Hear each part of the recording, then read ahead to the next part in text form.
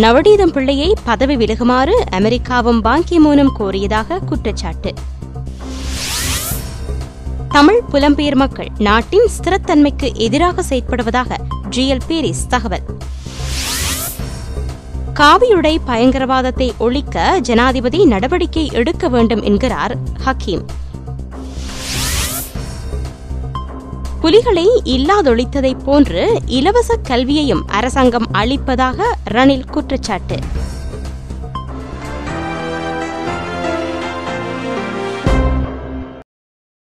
இனி விரிவான செய்திகள். ஐக்கிய நாடுகள் மனித உரிமை பேரவையின் ஆணையாளர் நவநீதம் பிள்ளையை பதவி விலகுமாறு அமெரிக்காவும் ஐக்கிய நாடுகள் அமைப்பின் பொதுச் செயலாளர் பான் கி மூனும் கோரியதாக குற்றம் சுமத்தப்பட்டுள்ளது. ஐநா அமைப்பில் வேறு ஓர் உயர் பதவியை வழங்குவதாக தெரிவித்து பதவியை ராஜினாமா செய்யுமாறு கோரப்பட்டது.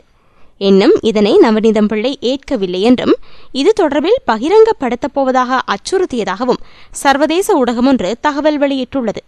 இதன் காரணமாகவே நவநீதம் பிள்ளையின் 4 ஆண்டு பதவிக்காலம் 2 ஆண்டுகளாக வரையறுக்கப்பட்டதாகவும் கூறப்படுகிறது. எனினும் பதவி விலகுமாறு தம்மிடம் எவரும் கோரிக்கை விடுக்கவில்லை என்று நவநீதம் பிள்ளை தெரிவித்துள்ளார்.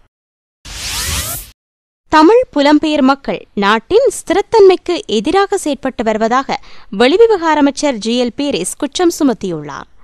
பங்களாதேஷில் நடைபெற்ற தெற்காசிய விவகார மாநாடொன்றில் கலந்து கொண்ட போதே அவர் இவ்வாறு கூறினார். 3 தசாப்த கால யுத்தம் நிறைவடைந்துள்ள நிலையிலும் புலம்பெயர் தமிழர் நாட்டின் ஸ்திரத்தன்மைக்கு எதிராக செயற்படுகின்றனர்.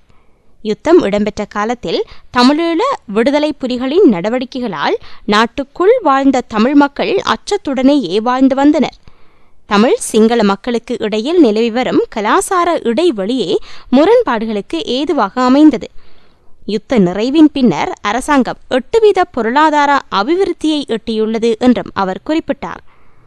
இலங்கை ராணுவம் தொடர்ச்சியாக புனர்வாழ்வு புனரமைப்பு பணிகளில் ஈடுபட்டு வருவதாகவும் அவர் சுட்டிக்காட்டினார். அரசாங்கம் பொதுச் சொத்துக்களை தேர்தல் பிரசார நடவடிக்கைக்காக பயன்படுத்தி வருவதாக நாம் பிரஜைகள் என்ற சிவில் அமைப்பு குற்றம் சாட்டியுள்ளது. வடமத்திய மாகாண தேர்தல் பிரசார பணிக்காக அரசாங்கம் சுமார் 200 பொது வாகனங்களை பயன்படுத்தி வருகிறது. வடமத்திய மாகாண சபைக்கு சொந்தமான நிறுவனங்களின் 75 வாகனங்களும் இதில் உள்ளடங்குகின்றன என்று அவ்வமைப்பின் அழைப்பாளர் பிரியாந்த பெர்னாண்டோ தெரிவித்துள்ளார். அரசாங்க நிறுவனங்கள், விடுதிகள் உள்ளிட்ட பல்வேறு அரச சொத்துக்களும் தேர்தல் பிரசாரத்துக்காக பயன்படுத்தப்பட்டு வருவதாகவும் குற்றம் சுமத்தப்பட்டுள்ளது. காவியுடை தரித்த பயங்கரவாதத்தை ஒழிப்பதற்கு ஜனாதிபதி நடவடிக்கை எடுக்க வேண்டும். இந்த விடயங்களையிட்டு முஸ்லிம் காங்கிரசின் தலைமை மௌனமாக இருக்க முடியாது என்று முஸ்லிம் காங்கிரசின் தலைவர் ரவுஃப் ஹக்கீம் தெரிவித்துள்ளார். மேலும் தமிழர் தரப்பு பதவிக்கு சோரம் போகாமல் அசைக்க முடியாத அரசியலை செய்து வருகிறது. முஸ்லிம் சமூகம் தமது அரசியலில் அபிவிருத்தி அரசியலையும் எதிர்ப்பு அரசியலையும் இணக்க அரசியலையும் என எல்லா அரசியலையும் கலப்படம் செய்து மக்களின் ஆத்திரத்துக்கு உட்பட்டுள்ளது என்றும் ஹக்கீம் குறிப்பிட்டார்.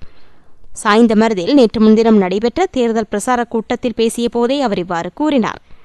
புலிகளால் வடக்கு கிழக்கு முஸ்லிம்களே பெரிதும் பாதிக்கப்பட்டார்கள். காவியுடை தரித்துள்ள பயங்கரவாதத்தையும் ஒழிப்பதற்கு ஜனாதிபதி நடவடிக்கை எடுக்க வேண்டும். இந்த பயங்கரவாதத்தால் வடக்கு கிழக்குக்கு வெளியே இருக்கின்ற முஸ்லிம்கள்தான் பெருமளவில் பாதிக்கப்பட்டுக் கொண்டிருக்கிறார்கள். இன்று வடக்கு கிழக்குக்கு வெளியேயுள்ள முஸ்லிம்களால் நிம்மதியாக பள்ளிவாசல்களில் தொழுது கொள்ள முடியாத நிலை உருவாக்கப்பட்டுள்ளது. நண்பர், உறவினர் என்று சிலர் சேர்ந்து இந்த ரமலான் மாதத்திலே வீடுகளை பூட்டிக் கொண்டும் தொழ முடியாத சூழல் காணப்படுகிறது.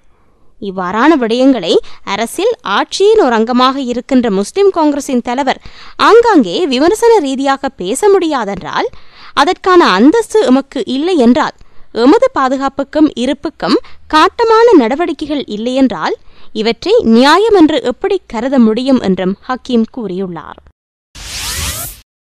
தமிழீழ விடுதலை புலிகளை இல்லாதொழித்ததைப் போன்று அரசாங்கம் இலவச கல்வியையும் இல்லாதொழிப்பதாக எதிர்க்கட்சித் தலைவர் ரணில் விக்ரமசிங்க தெரிவித்துள்ளார். இறுதிக்கட்ட யுத்தத்தின் போது விடுதலை புலிகளை தோற்கடிக்க காட்டிய வீரியத்தை அரசாங்கம் இலவச கல்வியை இல்லாதொழிக்கவும் காட்டுகிறது. நாட்டின் கல்வித்துறை தொடர்பான பிரச்சினைக்கு காத்திரமான தீர்வுகளை முன்வைக்க அரசாங்கம் முனைப்பு காட்ட வேண்டும். ஜனாதிபதியும் கல்வி அமைச்சர்களும் கூடுதல் கரிசனையுடன் கல்வித்துறை தொடர்பான தீர்மானங்களை எடுக்க வேண்டியது அவசியமானது என்றும் அவர் குறிப்பிட்டார். இலவச கல்வியின் பயனாளி என்ற வகையில் எதிர்கால சந்ததியினரும் இலவச கல்வியின் பயனை அடைய வேண்டியது அவசியம் என்றும் அவர் சுட்டிக்காட்டினார். Z சர்ச்சைக்கு உரிய தீர்வு வழங்கப்படாவிட்டால் நாட்டின் எதிர்கால பரீட்சை முறைமை தொடர்பில் மாணவ மாணவியர் நம்பிக்கை இழக்கக்கூடும் என்று பிரதம நீதியரசர் ஷிராணி பண்டார்நாயக்க எச்சரிக்கை விடுத்துள்ளார். Z மீள் மதிப்பீட்டின் மூலம் தமக்கு அநீதி இழைக்கப்பட்டுள்ளதாக மாணவர்கள் உச்ச நீதிமன்றத்தில் தாக்கல் செய்திருந்த மனு தொடர்பான விசாரணையின் போதே அவர் இவ்வாறு கூறினார். Z சர்ச்சைக்கு உடனடியாக காத்திரமான தீர்வு திட்டம் ஒன்றை வழங்க நடவடிக்கை எடுக்குமாறு உத்தரவிட்ட அவர், இது தொடர்பில் உச்ச நீதிமன்றத்தால் வழங்கப்பட்ட ஆலோசனைகளை பல்கலைக்கழக மானியங்கள் ஆணைக்குழு உரிய முறையில் பின்பற்றவில்லை என்றும் குறிப்பிட்டார். இதேவேளை சர்ச்சைக்கு தீர்வு காண போதிய அளவு கால அவகாசம் தேவைப்படுவதாக சட்டமா அதிபர் பாலித் பெர்னாண்டோ நீதிமன்றத்தில் கூறியுள்ளார். உயர்கல்வி அமைச்சர், பரீட்சை ஆணையாளர் ஆகியோரின் சார்பில் சட்டமா அதிபர் நீதிமன்றத்தில் ஆஜராகியிருந்தார். சர்ச்சையுடன் தொடர்புடைய சகல தரப்பினரையும் இணைத்து இந்த பிரச்சினைக்கு தீர்வு எட்ட முயற்சிக்கப்படும் என்றும் அவர் கூறினார். பிரதம நீதியரசர் ஷிராணி பண்டார்நாயக்க, நீதியரசர்களான கே. ஸ்ரீபவன், SI இமாம் ஆகிய 3 அடங்கிய குழு இந்த மனுவை பரிசீலித்தது. ஜனாதிபதி மஹிந்த ராஜபக்ஷவுக்கு விலங்குகளை வளர்க்கும் புதுமையான நோயொன்று ஏற்பட்டுள்ளதாகவும் இதற்காக அவர் 45 லட்சம் ரூபாய் செலவிட்டு அமெரிக்காவிலிருந்து பஞ்சவர்ண கிளியை இறக்குமதி செய்துள்ளதாகவும் ஜனாதிபதி செல்லும் இடங்களுக்கு இந்த கிளியையும் எடுத்துச் செல்வதாகவும் ஐக்கிய தேசிய கட்சியின் நாடாளுமன்ற உறுப்பினர் மங்கள சமரவீர தெரிவித்துள்ளார். கடந்த வாரம் ஜனாதிபதி இந்த கிளியை எடுத்துக்கொண்டு தங்காலைக்கு சென்றிருந்தபோது அது பறந்து சென்றுவிட்டது. பின்னர் தேடி பார்த்தபோது ஹம்பாந்தோட்டை துறைமுகத்துக்கு அருகில் கடற்படை சிப்பாய்க்கு கிடைத்தது.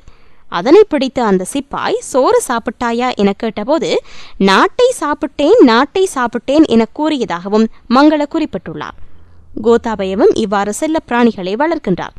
இந்நிலையில் எதிர்வரும் மாகாண சபை தேர்தலில் அரசாங்கத்துக்கு செய்தியொன்றை வழங்க வேண்டும். மாகாண சபைகளை கைப்பற்றி ஐக்கிய தேசிய கட்சியின் அரசாங்கம் ஒன்றை ஏற்படுத்தும் இந்த செய்தியை அரசாங்கத்துக்கு வழங்க வேண்டும் என்று மங்கள சமரவீர கூறினார். சபரகமுவ மாகாண சபைக்கு போட்டியிடும் ஸ்ரீபால கிரியல்ல என்பவரை ஆதரித்து நடைபெற்ற பிரசார கூட்டத்தில் உரையாற்றும் போதே மங்கள இவ்வாறு கூறினார். கைது செய்யப்பட்ட சீன மீனவர்கள் விடுவிக்கப்பட்டதாக வெளியான தகவலில் உண்மை இல்லை என்று இலங்கை அரசாங்கம் குறிப்பிட்டுள்ளது. அத்துமீறி மீன்பிடியில் ஈடுபட்ட 37 மீனவர்கள் கைது செய்யப்பட்டதாகவும் இவர்களை தொடர்ந்தும் திருகோணமலையில் தடுத்து வைத்திருப்பதாகவும் கடற்படையினர் அறிவித்துள்ளனர். இவர்கள் நீதிமன்றத்தில் ஆஜர் செய்யப்படவுள்ளதாக கடற்படை பேச்சாளர் கோசல வர்ணகுல சூரிய தெரிவித்துள்ளார். கைது செய்யப்பட்ட 37 சீன மீனவர்களையும் இலங்கை அரசாங்கம் விடுதலை செய்துள்ளதாக சீன அரச ஊடகம் முன்னர் தகவல் வெளியிட்டிருந்தது. மீனவர்களை விடுவிக்குமாறு சீன அரசாங்கம் இலங்கையிடம் தூதரகமூடாக கோரியுள்ளது. இலங்கை முஸ்லிம்களை கௌரவமாக வாழச் செய்கின்ற ஓர் அரசாங்கமே 3/2 பெரும்பான்மை பலத்தை கொண்டிருக்கும் நீங்களும் நாங்களும் ஏற்படுத்திக் கொண்ட ஜனாதிபதி மஹிந்த ராஜபக்ஷவின் அரசாங்கம் அதுவென்று அகில இலங்கை முஸ்லிம் காங்கிரசின் தலைவரும் அமைச்சருமான ரிஷாட் பதியுதீன் தெரிவித்துள்ளார். நாடாளுமன்றில் 3/2 பெரும்பான்மை பலத்தை கொண்டுள்ள இந்த அரசாங்கத்தினால் மாத்திரமே முதலமைச்சரை பெற முடியும். இதனை யாரிடம் கேட்டாலும் சொல்வார்கள் என்றும் அவர் குறிப்பிட்டார். கிழக்கு மாகாண சபை தேர்தல் தொடர்பான கலந்துரையாடல் கிண்ணியா இஹ்தார் ஹாஜியார் வித்தியாலயத்தில் ஞாயிற்றுக்கிழமை மாலை நடைபெற்றது. இதில் கலந்து கொண்டு உரையாற்றும் போதே அவர் இவ்வாறு கூறினார். தமிழ், சிங்கள, முஸ்லிம்கள் மூவினங்களும் இணைந்து இந்த தேர்தலில் அரசாங்கத்துடன் கூட்டாக போட்டியிடுகின்றோம். இந்த அரசாங்கத்தினால் மட்டுமே ஒரு முதலமைச்சரை பெறக்கூடிய சந்தர்ப்பம் இருக்கிறது. இதனை தலைவர்களான ரவுஃப் ஹக்கீமிடம் கேட்டாலும், அத்தாவுல்லாவிடம் கேட்டாலும், பிள்ளையானிடம் கேட்டாலும், சம்பந்தன் ஐயாவிடம் கேட்டாலும் சரி, இந்த அரசாங்கத்திடம் மட்டுமே முதலமைச்சர் ஒருவரை பெறக்கூடிய வாய்ப்பு இருக்கின்றது என்று கூறுவர். அதிகளவு வாக்குகளை பெறக்கூடிய ஒரு கட்டமைப்பு குறிப்பாக இந்த ஐக்கிய மக்கள் சுதந்திர முன்னணிக்குத்தான் உள்ளது. இந்த அரசாங்கத்துக்கு பாடம் படிப்பிக்க வேண்டும் என்று சிந்திக்கும் பலர் எங்களிடம் இருக்கலாம். ஆனால் அரசாங்கத்தை தோற்கடித்து ஆட்சியை மாற்றுகின்ற ஒரு தேர்தல் அல்ல இது. இவ்வாறான சிறிய தேர்தல்களில் ஆளும் கட்சிக்கேதான் மக்கள் வாக்களித்து வந்ததை நாம் காண்கிறோம். அவ்வாறே ஒரு வரலாறும் இருக்கிறது. எனவே அந்த வகையில் இந்த அரசாங்கத்திலே நாங்களும் ஒரு பங்காளி கட்சியாக இருக்கிறோம். எங்களுக்கு தனியான இடம் உண்டு. இந்நாட்டில் சில அசம்பாவிதங்கள் இடம்பெற்றுள்ளன. ஒரு பிக்கு தம்புள்ளையில் பள்ளிவாசலை மூடுவதற்கு நடவடிக்கை எடுத்தார். இதற்காக நாங்கள் அரசில் இருந்து கொண்டு வாயை மூடிக்கொண்டிருக்கவில்லை. ஜனாதிபதியுடனும் அமைச்சரவையிலும் தனித்தனியாக நான் குரல் கொடுத்துள்ளேன். அநியாயங்கள் தடுத்து நிறுத்தப்பட வேண்டும் என்பதில் அமைச்சர்கள் மத்தியிலும் நான் எடுத்து பேசியுள்ளேன். அதேபோன்று தெஹிவளையிலும் பிரச்சினை நடந்தது. அங்கேயும் சென்று ஒரு மத பெரியாரிடம் மிகவும் ஆத்திரமாக பேசினோம். இது முஸ்லிம்களையும் சிங்களவர்களையும் பிரிக்கின்ற சதி என்ற விடயத்தை சொன்னோம். அந்த பள்ளிவாசல் இப்போது இயங்கிக் கொண்டிருக்கிறது. இதேபோன்று பெரும்பாலான பிக்குகள் இதனை கண்டிப்போராகவே இருக்கின்றனர். சிங்கள உரிமைய தலைவராக இருக்கின்ற அமைச்சர் சம்பிக் ரணவக்க என்னிடத்தில் கீழ்த்தரமானவர்கள் இதனை செய்வதாக மிகவும் வேதனையோடு கூறினார். பாதுகாப்பு செயலாளரிடம் இது தொடர்பாக பலமுறை பேசும்போது அவர் தைரியமாக இருந்து செயற்படுமாறு கூறியதாகவும் அமைச்சர் குறிப்பிட்டுள்ளார். இத்துடன் செய்திகள் நிறைவடைந்தன. விரிவான செய்திகளுக்கு globaltamilnews.net எனும் இணையத்தை பார்வையிடவும். வணக்கம்.